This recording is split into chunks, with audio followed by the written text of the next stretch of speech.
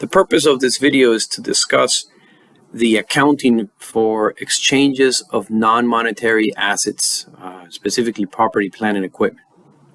So recall from an earlier video when I was giving the introduction on property, plant, equipment, there was a topic where we had non-monetary exchange of assets, and I briefly described what that was. So let me refresh your memory. This is the scenario where one company that has a particular asset, property, plant, equipment, is interested in exchanging that asset with another company for their asset. Okay, so there's two parties involved here, and both parties technically are doing the same thing. They're just they're giving up one of their assets to get another asset from somebody else. So when we have that scenario and there's very little or no exchange of cash, then we have issues regarding valuation that need to be considered. Also, issues regarding the gain and loss recognition that are important. Okay, so that's what we're going to discuss right now. But before we proceed with the explanation on the non-monetary assets, I think it's worthwhile just to step back a little bit and think about something that we've done in the past, yet we have never called it an exchange of monetary assets, but technically that's what we've done in the past whenever we sold our property, plant, and equipment. So allow me to refresh your memory on the monetary exchanges that we have learned in the past, and then from there we'll contrast to how that works with the non-monetary example. So assume that we're disposing of some asset, some fixed asset that has a historical cost of $100 and has accumulated depreciation of $80, hence a book value of $20. If I sell this asset for cash, okay, that's a monetary transaction. If I sell it for cash at 25, then I have a gain of 5, and that gain is recognized as follows. You also record the cash coming in, and you remove the asset from the books. And this you've done in the past, and if you notice, you recognize the gain here immediately. Scenario B here, if instead of being in a gain position, we're in a loss position, so same information, and we sell this asset for $15 instead of 25. If I sell for 15, that's $5 loss, so everything is the same except that now we got to recognize that loss. This is what we've done in the past. Every time we have realized the transaction of actually selling our fixed assets, we recognize the gain or the loss. Okay? Now, when we contrast that to non-monetary exchange of assets, what we're having is that instead of us receiving cash here, instead of this being a debit to cash, we're going to get a different type of asset. We're going to get some other property, plant, equipment from a secondary party.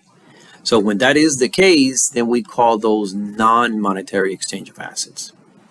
And here are the rules for that. Here are the rules. So let's start there. So if either party, because remember there's two parties involved in an exchange, right? So, and in this case, both parties are doing the same thing. Both are giving and receiving a fixed asset. So if either party, and we're going to take one side here, but let's say that if one of the parties does their accounting and they notice that from that asset they're going to be in a loss position, sort of like here, right? And in the scenario for the loss, you would say the fair market value of my asset is 15, while the book value is 20, right? So if you're in a loss position, you're going to recognize that loss no matter what. So there's no restrictions on loss recognition. And that is in line with conservatism, right? Whereas if you have a gain position, sort of like here, where your asset is worth more than the book value, then there's a couple possibilities. And the easy one, the first one is, if your transaction has commercial substance, then you recognize all the gains, just like we did right here with this $5. And there's a specific definition in terms of what commercial substance is. And the idea is that if the company's economic position is expected to change because of this exchange of assets, then we would say the transaction has commercial substance. If, on the other hand, it is determined that the transaction does not have commercial substance, then there's a couple of possible outcomes. So the first scenario, or the two possible outcomes that we have here under a no commercial substance environment, is if you are if you are a party in this transaction, right, and you do not receive cash, then you are not allowed to recognize any gain. So, and let me retract it a little bit here. Supposedly, this is a non-monetary exchange of assets, right? But sometimes, even with non-monetary exchange of assets, there's a little bit of cash that is exchanged, right? Because it's difficult for both parties to have assets that are worth exactly the same. So if one party has an asset that is a little bit more valuable than the other, then the party with the lower valued asset has to put in a little bit of cash, sometimes called boot or something like that. Okay. So if you're a party that does not receive cash, in other words, you pay a little bit of cash instead of receiving cash, then you have no gain to recognize. All right. So nothing gets recognized, and you record your asset, the one that you received, at a lower amount than the fair market value. And when I go through an example, you'll see what I mean, okay? But do keep this in mind. This should be how your brain should be working. No cash received, no gain is recognized. On the other hand, if you receive some cash, okay, because if one party is paying cash, they're not going to be receiving it, but the other party will. So if that other party receives some cash, then they may recognize some gain, not the whole gain. So what percentage of the gain is that they can recognize? Well, we use a ratio for that, and the ratio is going to tell us what percentage of the gain I can recognize, and it's based on how much cash is involved in the transaction out of the total value. So in other words, if I pay $10 in cash, right, in the exchange somehow, and the value of the whole exchange is $100, then that's 10%, meaning that if I'm a recipient of cash, I can recognize 10% of the gain if I have a gain. Okay, keep in mind, this doesn't always mean you have a gain, but just because you receive cash doesn't mean you have a gain or a loss. Okay, but if you find yourself in a gain position and you receive cash, then that's when you recognize part of that gain. Okay, now I want to restate this because that can be sometimes confusing for students. The determination of whether I'm in a gain or loss position has nothing to do with whether I pay or receive cash. The determination of whether I am in a gain or a loss position depends on the worth of the asset that I have versus its book value.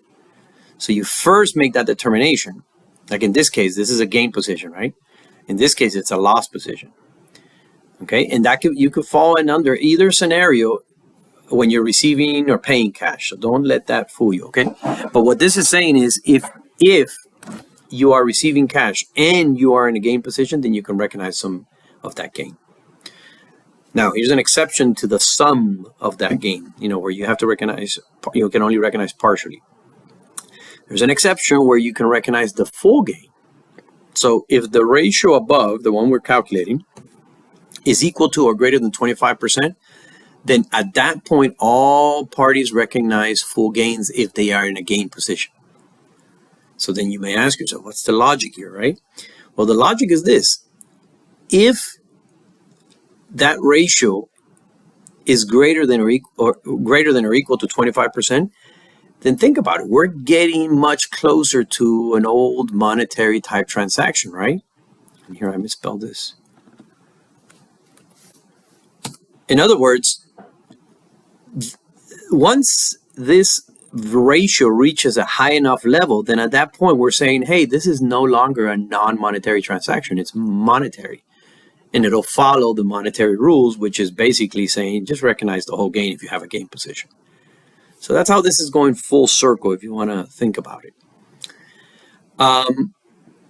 Just in case you are curious, you're wondering what percentage of the transaction here is cash, the one that I did, the monetary one. Well, look, I have an asset that is worth $25 that I give to somebody, right? and in exchange, they give me cash of 25. So in this case, in this initial example that I gave you, $25 out of the whole value of the exchange of $25 is 100%. So this was a scenario where monetary is 100% of the value of the exchange. Whereas here, these are the examples of where money is 0% or some percentage, but definitely less than 100. But if the cash component of the value of the exchange reaches this threshold of 25%, then at that point we say, you know what, let's follow these rules. Okay? So that's the conceptual explanation there. Let me show you an example so you can see. All right, so let's ignore this monetary thing right now. This was just for purposes of contrasting to non-monetary. Let's do an example fully of non-monetary. So this is all non-monetary information that I want you to see here. Okay? All right. And if you notice, I color-coded each one. So this is yellow corresponding to this scenario, green here, etc.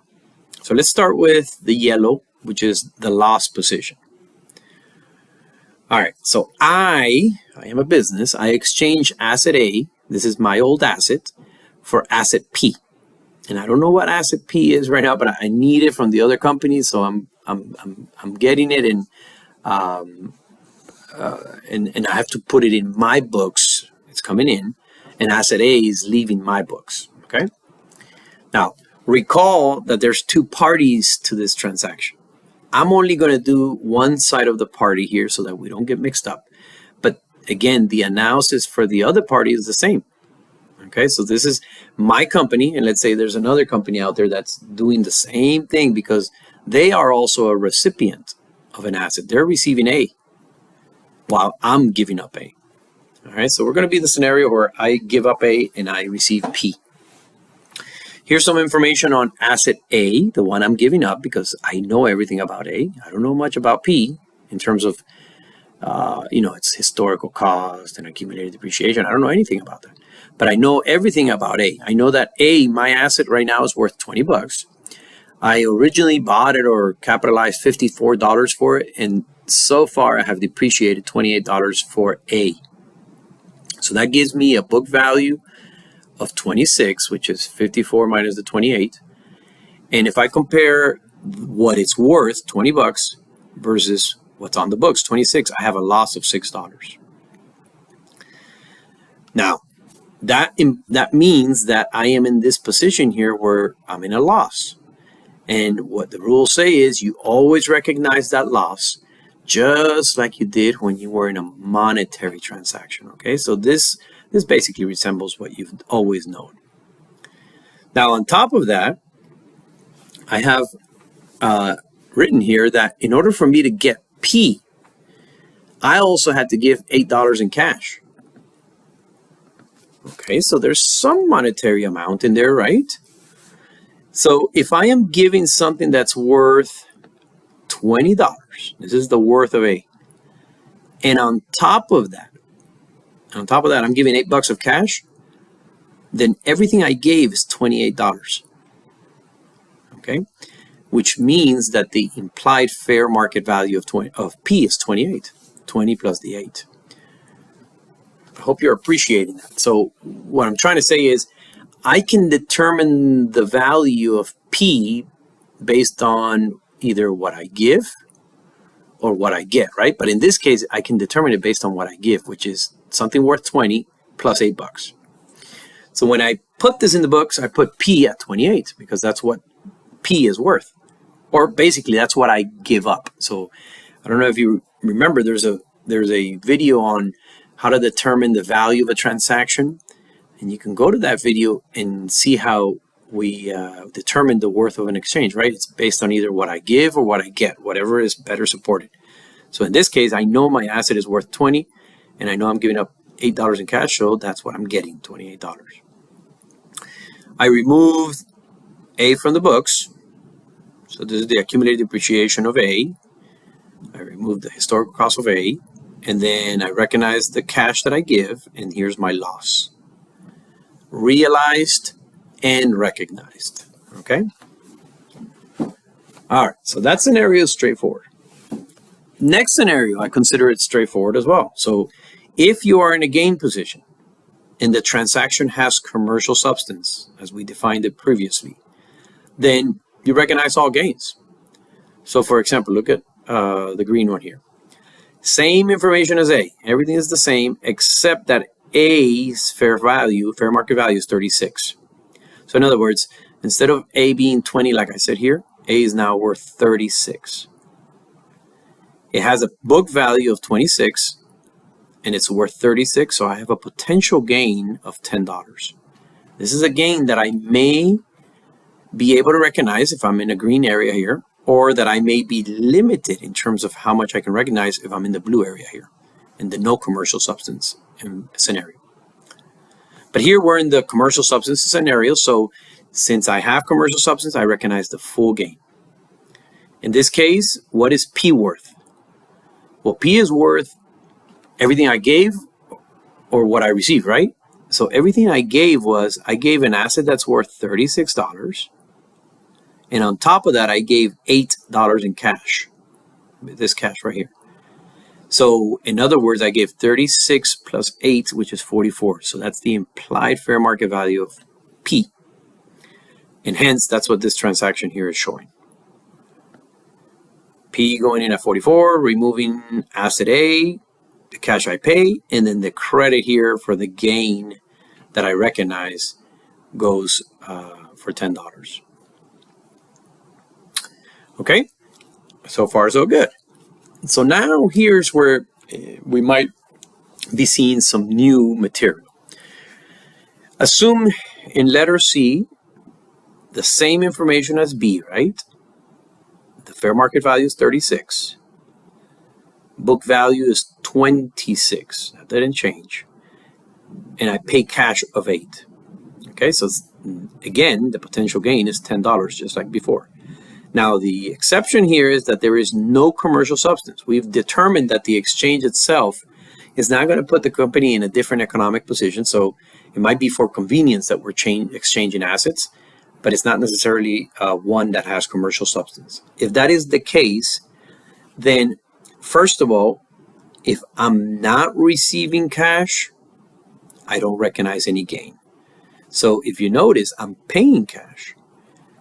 And since I'm paying cash, I'm not receiving, meaning I'm not allowed to recognize this $10. Now, I did mention that there was an exception, right? So you have this ratio, and we said, okay, if you are the recipient of cash, you can recognize some gain. I'm not the recipient of cash right here, I'm the payer. But nevertheless, I do want to calculate that ratio, because if the exception kicks in, then I can recognize that gain. So let's see, the exception says if the ratio turns out to be more than 25%, then all parties recognize any gain, potential gains. So when I do this ratio, I have, oh, I'm sorry, this is wrong. This should be 44, the value of the exchange. I don't know how I got 34 in there. So let me make sure this math is correct.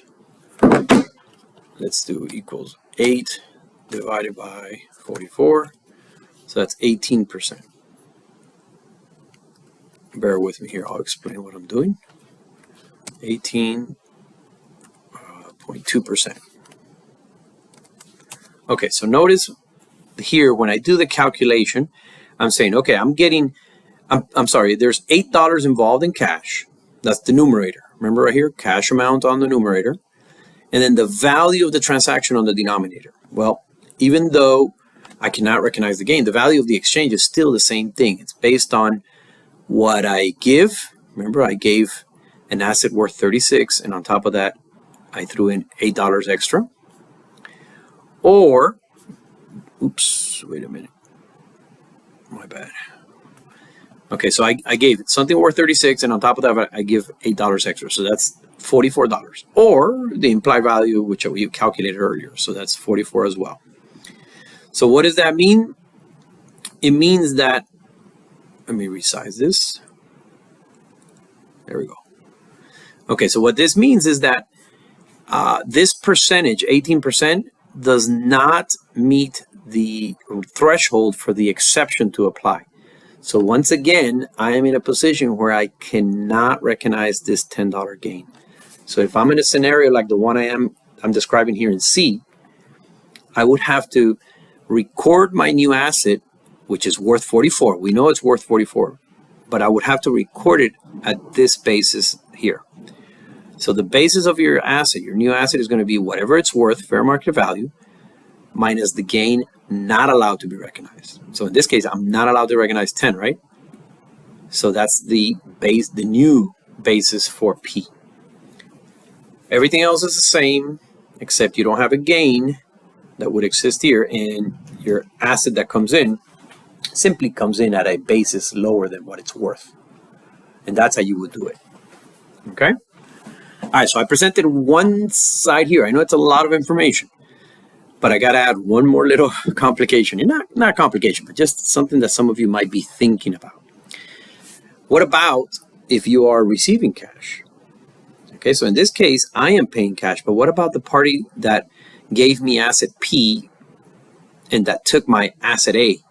They're going to be receiving cash, right? So without doing the journal entry here, I do want to say that that other party, if they are in a gain position, because the determination of whether they're in a gain position is based on their book value of P versus their fair market value. So if for some reason their book value is greater than 44, they're in a loss position, right? But if their book value is less than 44, then they're in a gain position. So that determines that. And you don't go to this step until you first determine whether you're in a gain or a loss position. But I'm not going to go into too much details there, but I want you to think about it. Let's say that the other party is in a gain position. Since they are receiving cash, I'm paying, but they would be receiving cash, then they would be allowed to recognize 18.2% of that gain, whatever it may be. And once again, they will record asset A in their books at the basis described right here under this formula. So they would get the fair market value of A, which in this case we said was 36 bucks, right? And they would subtract any amount any gain that is not allowed to be recognized for their transaction, okay? Don't mix it up. I debated whether I should have both parties being illustrated here, but I thought it would just be better for us to take it from the perspective of one side, our company, my company. And throughout this, I've spoken only about our company. But now, since there is this scenario where if you receive some cash, you can recognize some cash, then you got to think about the other party, because we paid cash. The other party, the one that sold us P, they received cash. So since they received cash, they may be able to recognize some gain. And we are saying that the percentage that they can recognize is 18.2%. All right, so if, just for the heck of it, if their gain was 10 bucks, okay, whatever, and they can recognize 18.2%, they would be able to recognize $1.82 of the 10. The difference would be gain not allowed to be recognized. All right, so this concludes the explanation of exchange of non-monetary assets.